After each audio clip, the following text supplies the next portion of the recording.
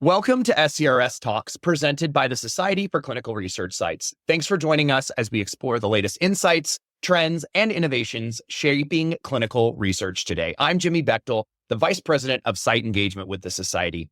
Today, I'm joined by Christine Sen, the Senior Vice President of Site Sponsor Innovation with Advarra. We're here to talk a little bit about study startup and some of the steps, innovations, challenges, and solutions that have come to light recently and how we might improve some of that process. Christine, it's great to have you. Really excited to talk about this topic specifically because it is always such a hot topic amongst the sites. But before we jump into the questions, I'd love to learn a little bit more about you and Advarra. Yeah, it's quite the hot topic. I'm very excited. I started at an academic medical center at University of Vermont. That's when I first got really interested in study startup as well, seeing it there. And then I spent the next 16 years building a site network that became Centricity Research. So my role is to bring sites and sponsors and CROs together with the idea of overhauling these relationships, these partnerships and collaborations to improve our industry. And I know that sounds high in the sky, but Advarra is in a very unique position of having clients throughout the clinical trial ecosystem, sponsors, CROs, academic medical centers, cancer centers, independent sites. So I think we're in a really good position to bring people together and try to get this topic, among others, discussed. That's excellent. I'm excited as well, Christine. So thank you. Well, we know study startup is really critical to the success of the trial. It's that first impression. It really sets us up for success and gets us a good sense of where we're at from a timeline perspective and how kind of the rest of the study is going to go at a particular site. But in order to improve collaboration in that area, moving from this concept of one-off or isolation, siloed approach to an integrated approach, we know is really critical and key to doing that. So could you elaborate and talk a little bit about what that looks like, that move from isolation to integration in practice, and how we can use it as an impetus to transform that startup process? Yes, I think you would agree. It's not for lack of trying that this is happening. I think every organization is a little more siloed than they want to be individually. And everyone is trying so hard to bring us all together, and it just isn't working for various reasons. And that's where I think we need to have more conversations like this. So, from any company, but I'll just start with sponsors and CROs, I think of it as a three-part process. It would be starting at the internal. So you need internal processes at your company that flow. So at your organization, you're getting rid of silos. No matter what size company you're in, you're always going to have some level of silos, and you always have the ability to integrate more and more and more. And it's an ongoing process improvement. I recognize how hard that will be. But anything that can be done internally is going to have a huge effect on the business itself. So I would say that once you're done as much as possible improving from within, or you keep doing this process, then you could collaborate with each other to ensure the processes are refined to work for another. So what I mean by that is if a sponsor is trying to get rid of internal silos and is coming up with processes, then maybe they have a couple, 3 CROs that they are working with most often. Well, now get them involved in the process. Where does this process need to be tweaked? How could we improve it? What are we not thinking of because we didn't include your process? And then really, you're now expanding this to be more collaborative as well. Then finally, I do think at some point you have to bring in thought leaders from various types of sites.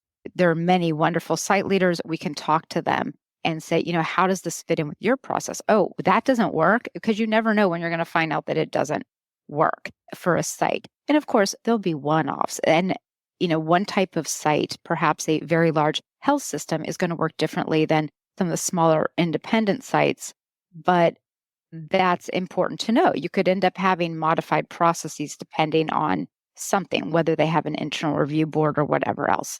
For the sites, I think it's the same thing, right? I mean, I apply this to everything. Fix your internal silos. Every department should be talking to each other. But beyond that is that willingness to adapt and do what's right for the greater good. And the reason I say that is because I think sometimes people will look at processes and not really recognize that the process within the finance department, contract and budget, whatever it is that sounds like it's just a departmental problem or process, however you want to put it, is actually hurting the patient in the long run and is hurting our entire ecosystem of how much things cost. So the greater good is the fast startup decreases trial costs. And decreasing trial costs decreases the cost of medicines and devices if they're approved. And I think that's a really important thing to remember is we're trying to make healthcare accessible for all.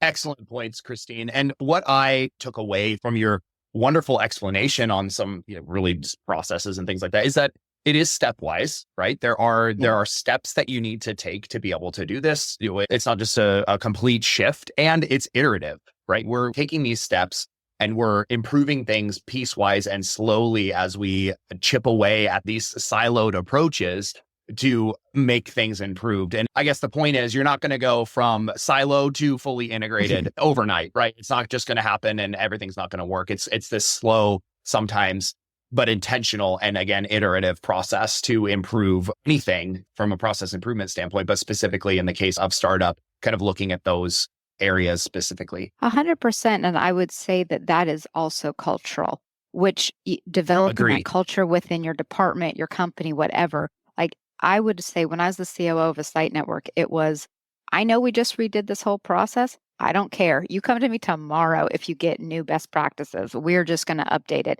every day if that's how often we get a new idea. And I think that's a wonderful way to improve. Excellent. Yeah, I agree completely with that. I want to talk about site feasibility being that crucial first step when a study starts. Again, we're talking first impressions here. So what strategies have you seen or experienced or maybe even implemented that have proven effective in improving the feasibility portion of startup? This one will be a shorter answer. I think just the fewer questions asked, the better. This would be especially true, I think, if a sponsor CRO has worked with a site before. They should have a relationship and know some certain basic things about the site. But really, just in general, ask fewer questions and only ask questions that are pertinent to trial enrollment. I think a lot of people listening will know that if you work at a site and you ask me if I have a refrigerated centrifuge and I don't, I can get one by the end of the week. It's really not like the fact that I don't have something doesn't mean I can't get it. There could be some exceptions with very unique testing, like there was PBMC testing. I can't remember what that stands for, but with the COVID trials, and we were always trying to find PBMC testing that was within a reasonable distance away, for example. There could be some special things, but it should be a really, really special thing to be asked about. And everything else should be, do you truly, truly have this patient population and can enroll these patients? And Christine, have you seen some success in this space? Like, are there organizations that are starting to do this? Because, like you said, and I'm sure a lot of the sites listening on the line are probably nodding their heads to this. You kind of get that same feasibility questionnaire every single time, regardless of how many times you've worked with said organization. So have you seen, again, speaking to this concept of iterative processes here, have you seen organizations that have started to do this and kind of think critically about feasibility and say, oh, we've worked with this company before. We know a lot of the answers to this question. So we're maybe, ask them, hey, has anything changed based on these answers? Plus, here are the answers specific to this study that we need you to ask, maybe just as an example. Yes, I have. I have to say it's not broadly applied. I think if I gave the example of the company I've seen it happen with, it would be too obvious who it was, but there is a sponsor company that does it pretty well. And I'd say that what I see in general is the stronger their efforts at relationships with the sites, the better. But of course, that onus is also on the sites to keep up those relationships, right? If you have a lot of turnover, that is a problem as well. But yes, there are definitely sponsors who are going, we do not need to recollect this every single time. Great. Well, and the point of that question, right, is to kind of, kick the ball over the fence a little bit to some of those other sponsors. We don't need to name names, but some of the other sponsors that maybe aren't doing this very well to say, hey, this is being done. Your competitors are doing this. So it's doable. So let's all get on the train here and make these small changes to improve our startup process. So continuing to move through here, then, once a site's been selected, what are some of the ways that sponsors, CROs, and these sites work together that you've observed or maybe that you want to highlight more effectively to streamline the contract and budgeting process? Because we know, again, major sticking point here with study startup. And we've heard from patients like TJ Sharp, most specifically around the negative ramifications that delays in this process can have on patients that are waiting for these treatments and waiting for these clinical trials. Oh, that is heartbreaking. There are more and more examples that are coming out. Maybe patients are getting their voice or a place to have their voice to show, like, I could be in that trial if that had just started up. That is just heartbreaking. Contract and budgeting. It's actually interesting timing that you're asking this because I spent the past couple of weeks talking to sites about a particular sponsor issue. There are some really, really delightful efforts by some sponsors of trying to pay for as much as possible in a clinical trial. And one of the things that they have been seeing and they came to us about was, well, why are some sites saying, no, we can't just pay outright for all of these items? And they were surprised, right? Because they're trying to pay for as much as possible. Really have to say thank you to those sponsors. It turns out that there are some issues in regard to health insurance billing. Now, I am going to talk only from US here because I'm trying to give an example and I don't know other countries as well. But it's that when you go to bill for insurance, as an example, you can't bill for the second infusion if you haven't billed for the first infusion. Or if you have to get infusion because there's some side effect happening, like, the person's getting nauseated or something. You can't do that because there's no proof that you did any other infusion.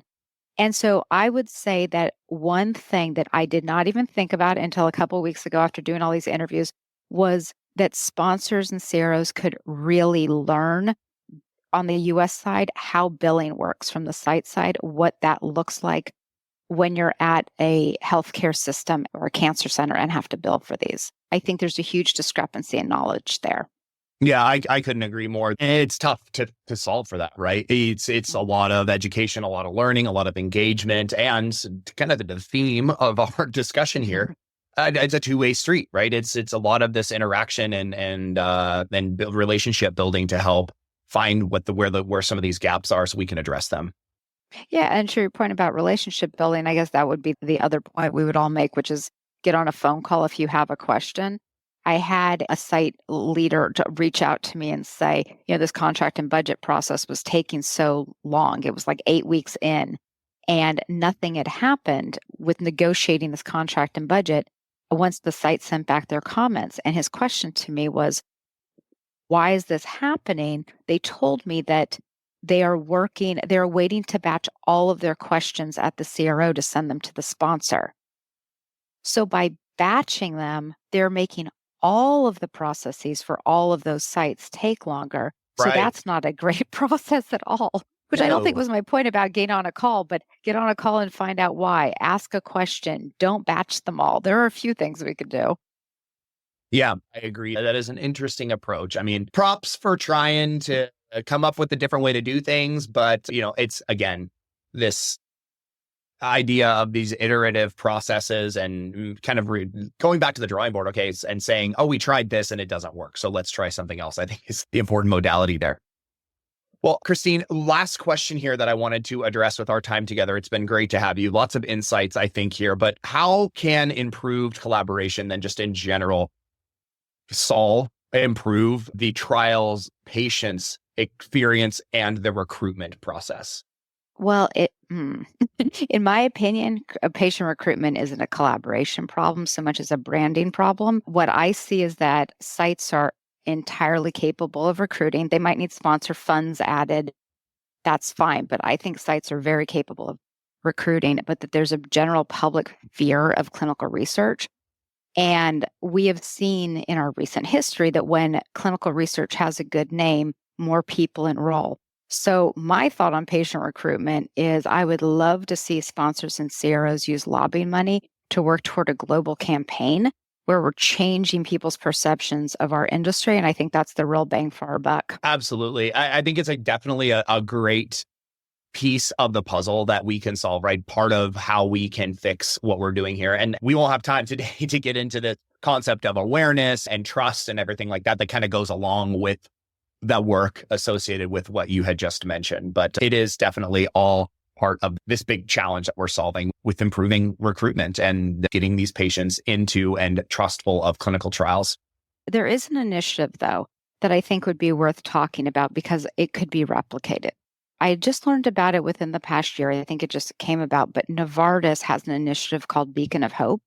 And it's a partnership where they started it, but it has other sponsor companies and some other companies as well, like tech companies. For example, Advara provides the CTMS, sponsors are providing trials and funding, but it is for historically Black colleges and universities to start doing clinical research and to really put that Yeah. into the universities.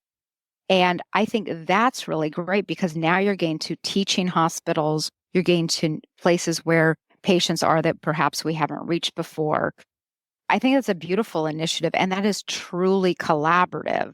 Novartis started, but it's truly collaborative. Lots of sponsor companies have put into that, saying a need for that. It's a great initiative. We have been involved in some of those discussions, and they've been bringing that to life with some of our work in diversity, equity, inclusion, and all that. So yes, it's a great impetus for change and moving things in the right direction for a very necessary population, for sure.